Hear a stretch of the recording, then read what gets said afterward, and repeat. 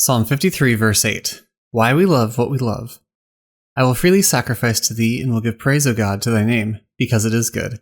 Psalm 53 verse 8. Douay Rheims. As this psalm approaches its conclusion, the psalmist uses this penultimate passage to, as it were, correct a misunderstanding which may have crept in.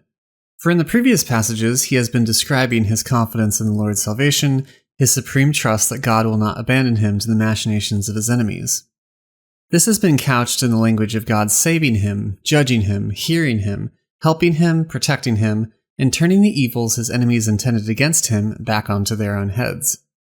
All these actions of the Lord in mercy and kindness towards the psalmist could give the impression that his trust in the Lord is predicated on what God might do for him. That is, perhaps he hopes in the Lord and loves his name because the Lord has always helped him and protected him, and blessed him and given him victory over his enemies. We find a similar thought process in the story of Job, who is described as an upright man who fears the Lord and serves him wholeheartedly, but Satan just doesn't buy it. Quote, "And the Lord said to Satan, Hast thou considered my servant Job, that there is none like him in the earth, a simple and upright man, in fearing God and avoiding evil? And Satan answering said, Doth Job fear God in vain? Hast not thou made a fence for him and his house, and all his substance round about? Blessed the work of his hands, and his possession hath increased on the earth? But stretch forth thy hand a little, and touch all that he hath, and see if he blesseth thee not to thy face." Job chapter 1 verses 8 through 11, Douay Rheims. As a quick aside, the phrase "bless thee not to thy face" is a Hebraic circumlocution to avoid using the word curse in reference to God. At any rate, Satan cannot believe that Job loves and fears and serves God for any other reason than what he gets out of it, which in this case is prosperity and health and all the good things of this world. He essentially dares the Lord to allow him to afflict Job so as to see where Job's love truly lies, and the Lord consents. Job is famously afflicted by losing all his wealth and most of his family, and even though he grieved, rather than cursing God, he actually blesses God to his face, contrary to what Satan assumed. Satan then ups the ante. Quote, "And the Lord said to Satan, Hast thou considered my servant Job, that there is none like him in the earth, a man simple and upright and fearing God, and avoiding evil, and still keeping his innocence? But thou hast moved me against him, that I should afflict him without cause. And Satan answered and said, Skin for skin, and all that a man hath he will give for his life. But put forth thy hand, and touch his bone and his flesh, and then thou shalt see that he will bless thee to thy face." Job chapter 2 verses 3 through 5, Douay Rheims. Job is then afflicted severely in health and loses everything, and even his wife counsels him to bless God and die. But in his uprightness of heart he refuses, and instead receives both evil and good from the Lord, without wavering in his faith or love. In this manner, Job demonstrated that his trust and hope and fear and love of the Lord was not conditioned on what he had or what God had given him, but was rather for the sake of God alone. That is, he loved God for God's own sake. The psalmist speaks the same language as Job, for even though God had blessed him and delivered him from his enemies, this is decidedly not why he loved the Lord or served and feared him. Instead, it is the sheer goodness of God that he delights in, which is to love God for his own sake. The language he uses here is important, in that he says he will freely sacrifice to the Lord.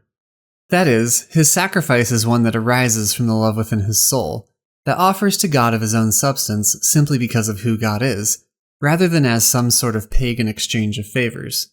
He did not make a deal with God that if God delivered him from his enemies, he would then sacrifice to him. Rather, such a sacrifice would be offered irrespective of the circumstances, because it arises from the depths of his affections and will. St. Augustine notes that we praise that which we love, and the quality of that praise indicates the extent and depth of such love. In many cases, we praise things that we like, such as our favorite athlete, sports team, etc. These are real loves, but they are conditioned on performance. We love them as far as they please us. Quote, "For he is not praised in the same manner, as by those who love the theatrical follies is praised either by a charioteer, or a hunter or actor of any kind, and by their praisers other praisers are invited, are exhorted, to shout together. And when all have shouted, oft-times, if their favorite is overcome, they are all put to the blush." St. Augustine, Expositions on the Psalms 3:10. However, if we love God in the same manner as we love the things we like, It is not really God that we love, but rather the blessings that God gives us, or that we think He will give us.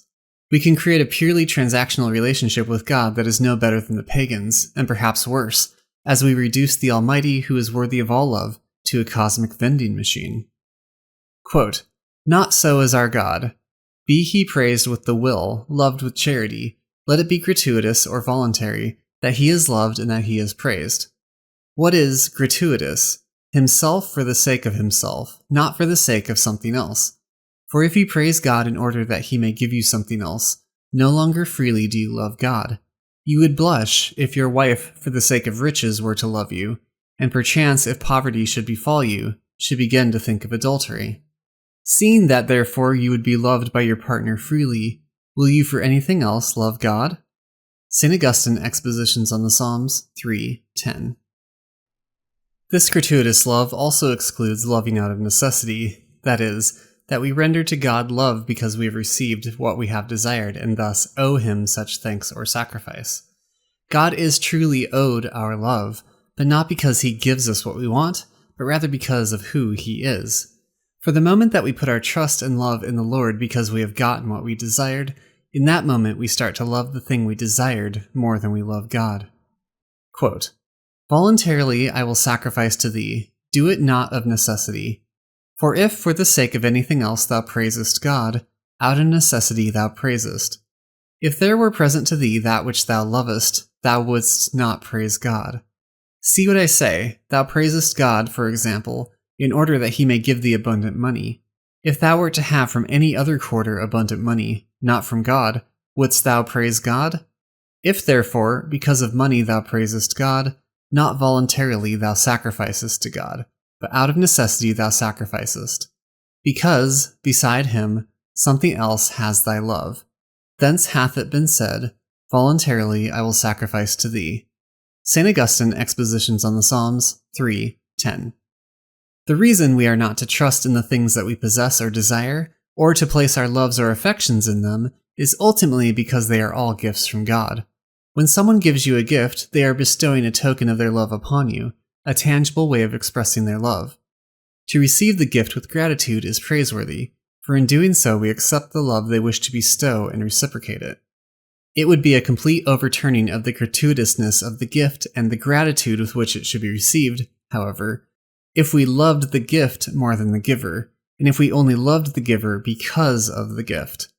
We would, in fact, stop loving the giver altogether and only love them, so to speak, because they give us things. The moment they stopped giving us things, they stopped being loved, which is no love at all worthy of the name.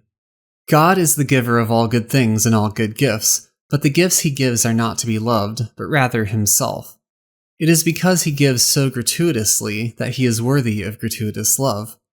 Like Job, we may find times of blessing or times of poverty and struggle, but our love cannot be conditioned on the things we receive from God's hand.